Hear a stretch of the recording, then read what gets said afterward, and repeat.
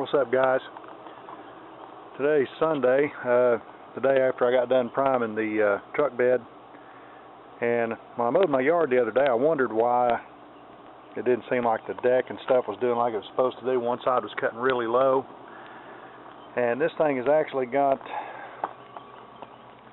like a J connecting rod which hooks to the lever. Not sure how we can see it, but it's right here. It goes down, there's got like a cone nut at the bottom, and this goes up inside the tractor, and it's got a bar that it connects to rotate to pick the thing up and down. Well, I got to looking on top of the deck itself and found this piece laying down in here minus the little crook at the top. So needless to say, that was why it had dropped down. The part with the barb there on it and the hole for the cotter key was still inside of this area here on the tractor, inside of the adjustment mechanism. It had broke right here at this elbow. So I took and welded it back up, ground it down, and now I'm getting ready to put it back on there. But it looks like I'm going to have to take a panel off right here under the steering wheel, 2 or 3 bolts on each side and 2 in the front, to be able to get in there to get to this cotter pin. I was able to reach my hand back in beside the motor to pull the cotter key out, but I think I'm going to have to worm this thing back up in through the bottom, because I don't want to take that nut off.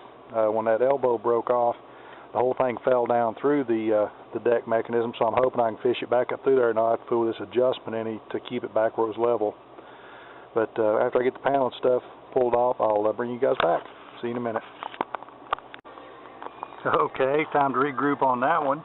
You take those 6 bolts out, but you can't take this panel out.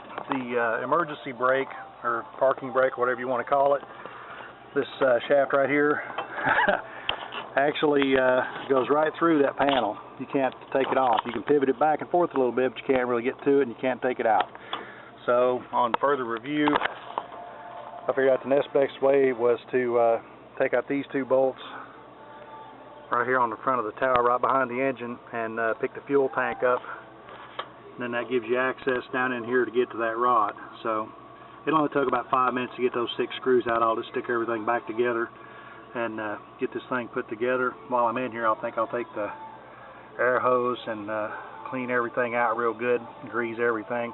I just bought this mower last year, so everything still seems to be in good shape, but I'll lubricate all the pivot points and grease everything. It's got Zerk fittings on it, and I'll bring you guys back here in just a minute when I get the linkage put back.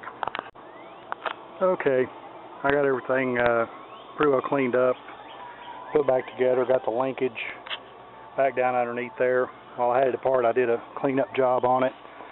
It's amazing how, even sitting underneath the carport for a year, how much stuff accumulates on this thing. I didn't realize how dirty it was until I made a clean spot.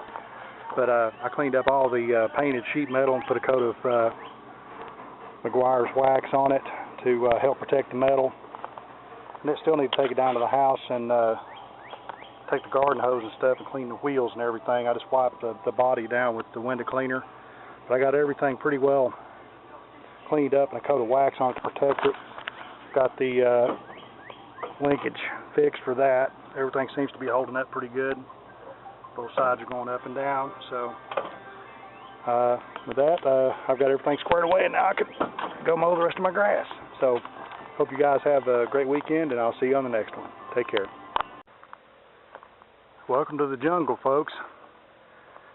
This is my sister-in-law's house right above my garage. She passed away several years ago, and I've been trying to maintain the grounds and stuff, but since nobody lives in the house, it's gotten terribly grown up, and I figured today was the day to kind of correct that. This is about 45 minutes worth of weed eating and about 20 minutes with a chainsaw cutting the bigger stuff down to kind of get a way into here to clear the rest of this stuff out. I shouldn't have let it got this bad, but you know how it is. You're short on time. You mow the main part of the yard and think, well, I'll trim next time. next time is 2 years later. So as you can see, East Tennessee here, next to the Great Smoky Mountains, a little bit of water and everything grows. It's incredible how fast this stuff grows. Last winter, I had to go into the well house here to make sure everything was insulated for the house, and it had completely consumed it since spring and summer got here. We've got all sorts of ivy growing, wild rose bushes, honeysuckle, all kinds of little scrub trees. I don't see a whole lot of poison in here. Luckily, it wasn't like down there around the garage, because I kind of keep it trimmed back, so I guess the honeysuckle and everything smothered that out. So, but I was trying to get into the well house here because that's also what supplies water to my garage down there on the other side of the property. We've got a little storage building here too, and it had kind of got taken over by vines and everything too. Little scrub trees, some spruce trees, some little wild cherry trees. I mean, just, it's amazing how it seems like everything that touches the ground here grows. I'm not sure what kind of tree this is. It's not going to be long before I have to cut it down because it's actually encroaching on the side of the storage building here. But I was leaving it to leave a little bit of shade. But another year or two, it's going to have to come down because, I mean, like I said, it's getting right up against the building now. You think I'd have been smarter and picked a cooler day to do this. It's like 94 degrees here today, and I am just burnt up. Wringing wet with sweat. Get the camera straight here. Gnats are eating me alive. I got bug spray on. It don't do any good.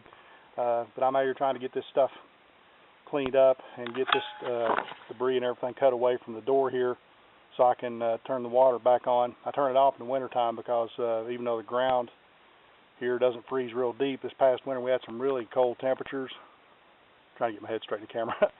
So I turned the water and stuff off. There's still power and everything to the well house. I've got county water at my house, but down here at the garage it's just off the well. So I was trying to get everything cleaned up so I could get in here. I still haven't gotten everything cut away from the door here yet, but I'm getting closer. I got everything cut down now to the point where the weed eater won't cut it anymore, and I'm going to have to take some trimmers, some pruners or something to cut all these vines and everything out of the way. Tools of the trade here, my Echo chainsaw, my Husqvarna weed eater, and some good heavy gloves. So I'm going to keep working on this till I get it pulled away, and when I'm done I'll bring you guys back and show you the end result. See y'all later. I found some buried treasure. I had forgotten that this was up here. This belonged to my daughter, who's now 17. 10 years ago, they had pulled it up in here beside the house, and of course everything grew over the top of it. So I have no idea if the motor's seized or what. I'll clean it up and we'll see what happens with it. But I'm about done for the day. I got these areas cut down, weed-eated as much as I could anyway.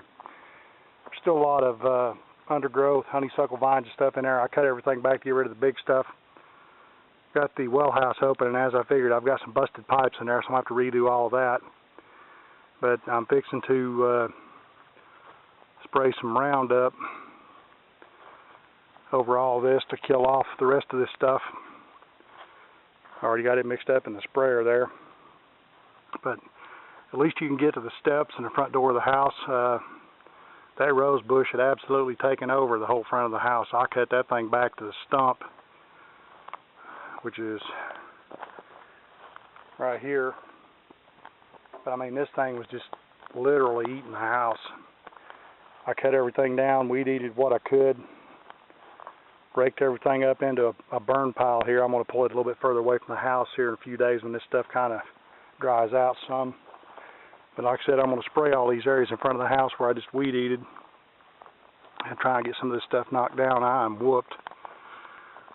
Trimmed my tulip poplar. Those things are real bad about the limbs growing straight down. It makes it difficult to mow under, so I went all the way around this thing and pruned all these low-hanging branches. Got that squared away. But I'm about ready to call it a day. It's about 3 o'clock, and I've had all I want for one day. I'm 50 years old, and I ain't like I used to be at 20. It gets to me a lot faster now than it used to. So I'm going to get some Roundup sprayed on this stuff, and then go in and cool off here in a little while, put a video together, put this thing up. So you guys take care. I'll see you on the next one.